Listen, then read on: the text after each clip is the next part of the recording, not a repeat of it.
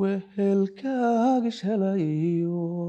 qofkii aad iswadaateen haddii aad iswaydaan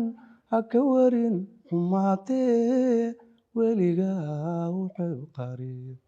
xitaa wada jirkiinniyo waxaad kaad lahaydeen haddii uu wareemo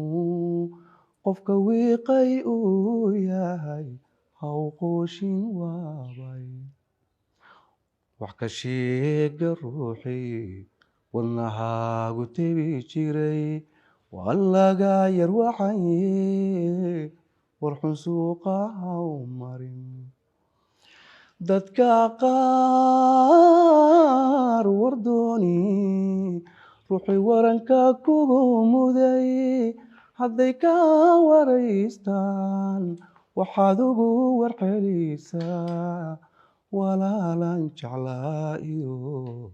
qof wanaagsan buu ahaa walaalan jeclaa iyo qof wanaagsan buu ahaa